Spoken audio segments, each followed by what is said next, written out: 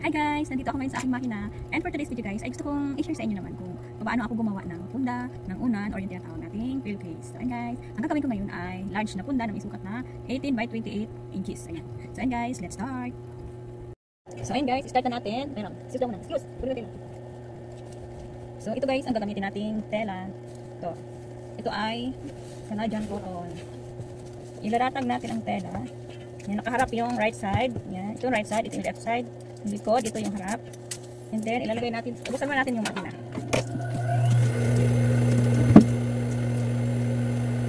Ito, itabi muna natin yung zipper. Ito guys, yung aking gagamitin. Nakataob siya. Nakataob, nakaharap siya sa right side ng tela. Ito ano natin, zipper. Lagyan natin ng sobra para pag, ng zipper pagpasok ay hindi tayo nilapad. Ayan guys. Sadahan natin ang zipper.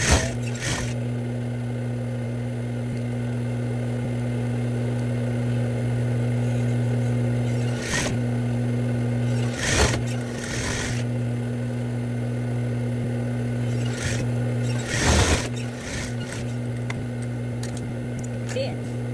Ikat natin yan. And then, balik na rin.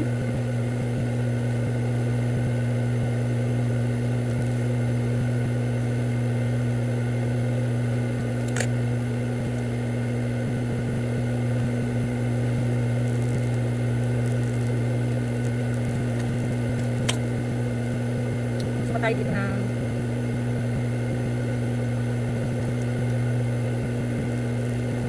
1 inch. Sadahan ulit.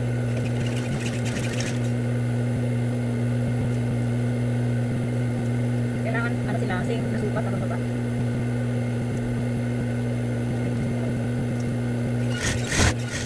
Kailangan same nasukat. Kung magaling kayo guys, magtansya nito. Kahit hindi nyo nasukatin, pwede naman. Pero dito, isukatin natin sa dito para sure na pare-parehas.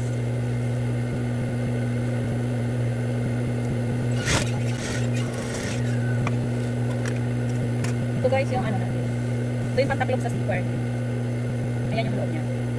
Ginagin natin para pag sinarado yung zipper ay tatakpan siya. Hindi siya ano, open yung zipper.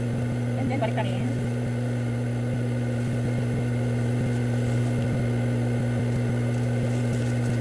Sa kabila naman tayo same procedure. Papatong natin itong sa ano, sa kabila ng tela dito sa zipper, sa kabila din. Papatong. Pantay lang natin yung tela.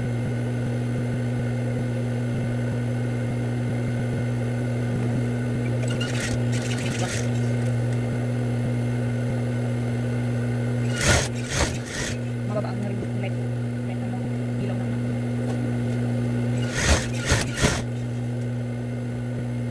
Isa daw baba.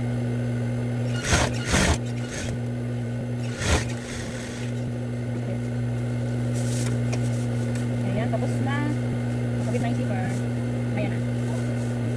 Ayan, kabit na. I-close na natin itong ano, kabila side. Dalawang sides tayo.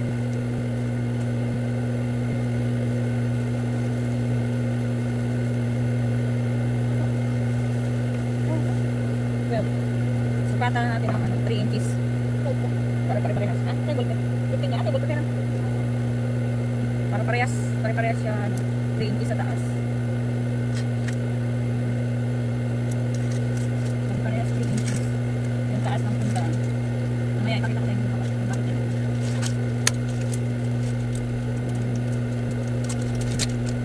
Large size ito. Large. Kaya natin dito noon. Half inch dito.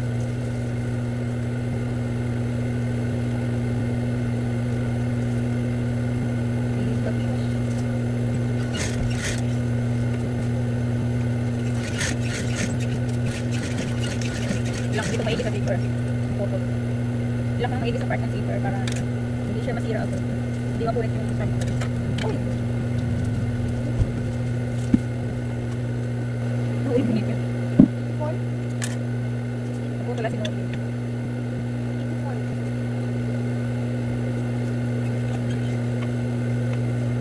Ha? Mamaya na lahat na nag-ano pa. Close natin ang kabilang side.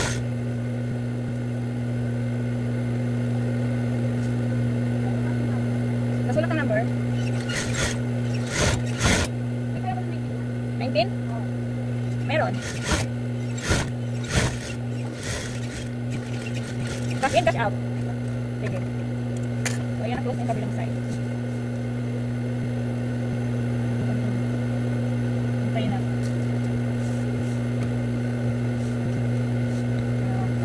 Sukatan natin ang ano na ang 18 inches kasi ano 18 by 28. 18 by 28. So, gagawin natin 18 inches. Tapos ito yan, Joey. Ito yan yung ano dito, 90 kilo. Sukatan natin ang 18 inches. Kita ba? Ito guys, yan. 18 inches papunta doon. So dito ang mark. 19 kilo. 19? Ano yun?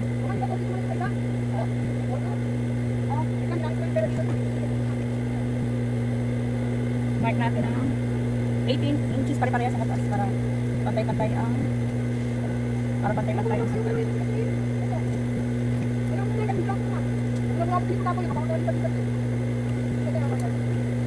Bakit mo kira? Eh ano mo dyan? Oh, yung 10k, 100. Oh, yung 9,000, 190. Bilangin mo na pera. Kunin mo na pera.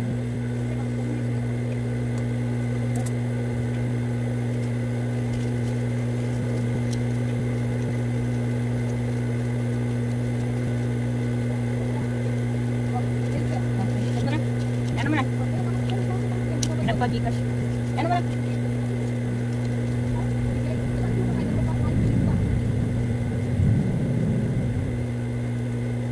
Ito. Wala lang ng 10 pesos. Patingin nga. Okay na nga, patingin daw. Ano ba yan? Ah, doon yan sa ano? Doon yan sa papadalhan. Ng Gcash user daw po. Ng Gcash user. Ulitin ko nga. Hindi pa yun nasa yan. Ulitin ko. Ulitin ko.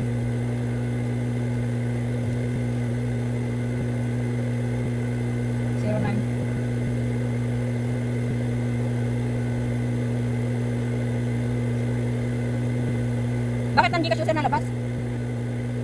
O, pakita mo din. Ng Gcash user nalabas. Baka mali number. I-double check ko nga. Kunin mo itong ano. Kunin mo itong magpapalitan.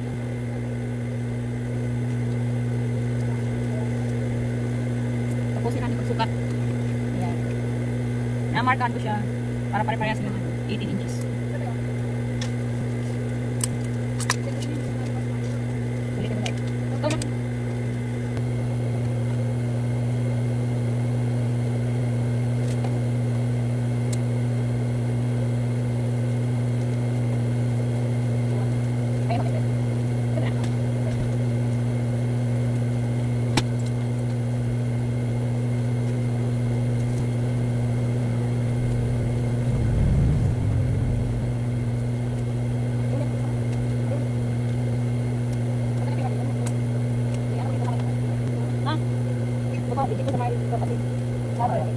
May nag-Gcash guys. Back to tutorial. Back to tutorial.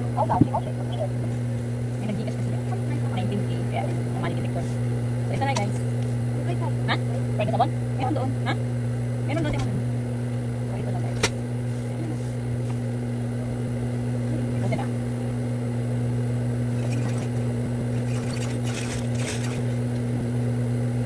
Sundan lang natin yung kita natin ang tanda.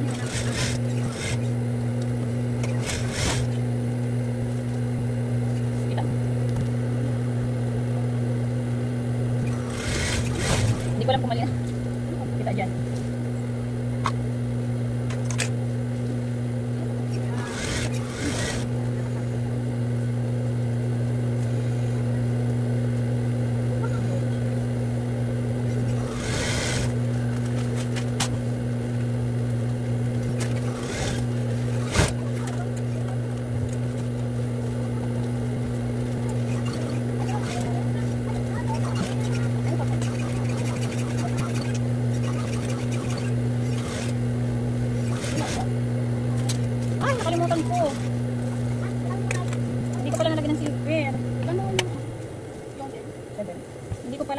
Nila ko, di ko pa nalagyan ng ano.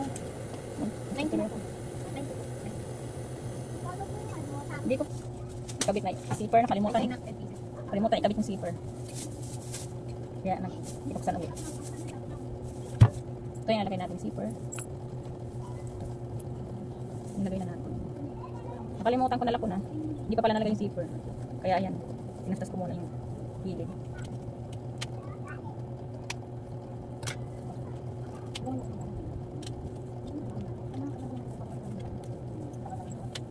Pero pag nakalimut eh. Na-close na, wala pang zipper. Ayan. Ayan, nalagay na yung zipper.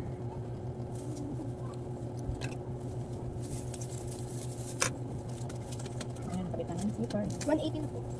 Ano yung geno? Ito lang.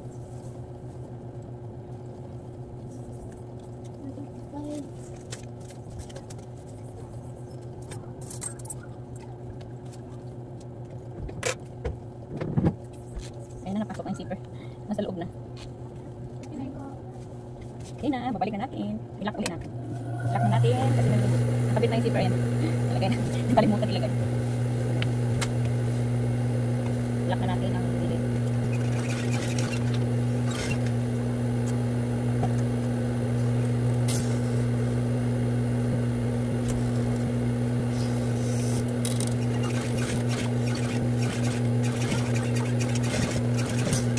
Ay, naputol na naman sa huli.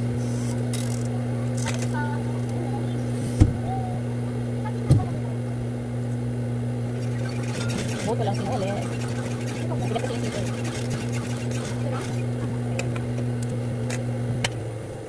Gupitin natin itong gupitin natin yung sobrang zipper. Tapos, lipat tayo sa isang makina. Tain natin ito para malinis. I-overlock. Lipat tayo sa likod.